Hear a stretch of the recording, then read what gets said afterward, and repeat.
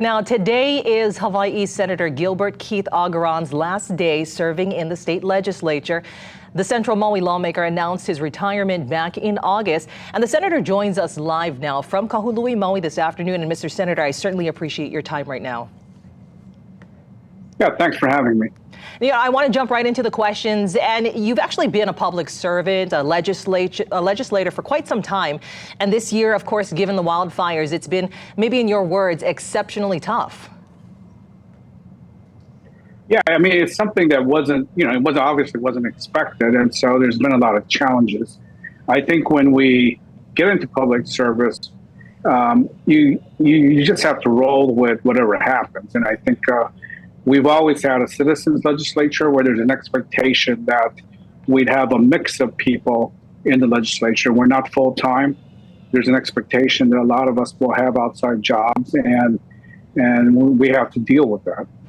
And again, you've been a public servant and you've had this political career for quite some time. And I'm sure during all those years, you've certainly had some triumphant moments too. Yeah, I wouldn't call it a career. I mean, I didn't set out to be in elected office. I mean, I did serve in Governor Cayetano's cabinet as well as Mayor Okawa's. So I've had an opportunity, a lot of great opportunities to serve the public in various ways. I think when I think back now on bills that were passed, work that I did as chair of the judiciary and as vice chair of Ways and Means, it still goes back to what have I done to help individuals and people in the community.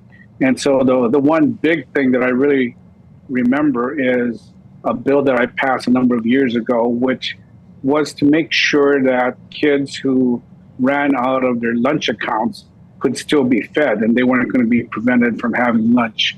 And I thought that that was one thing that a constituent raised and something that I was able to pass. And I still think of that as being one of the big things I've done, regardless of the amount of money that I brought home for projects and the large bills that I might have worked on as judiciary chair or with the Ways and Means Committee. It always comes down to people. Devoted a lot of your time to helping the people.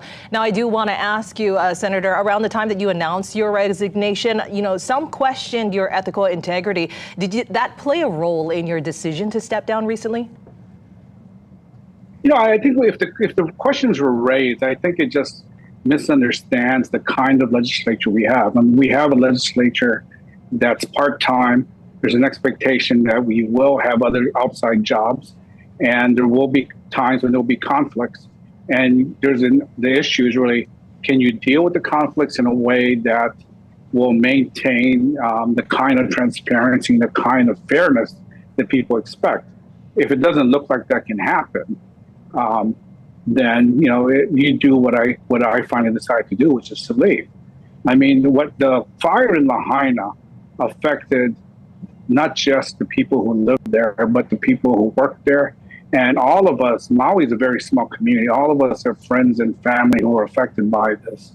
And I had friends and family as well as clients of my law firm that were clearly impacted. And if the choice was really being posed to me was, you can either continue to work for the victims of the wildfire, or you can be in the legislature.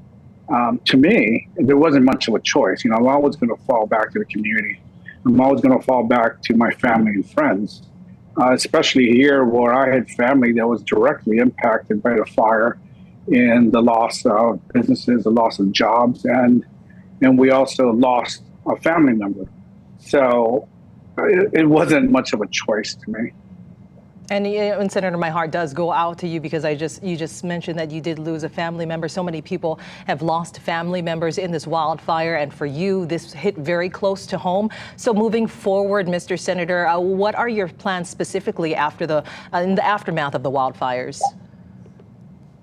Well, it's to do what I've always done. I mean, I've always been a part-time legislator, so I've always practiced law.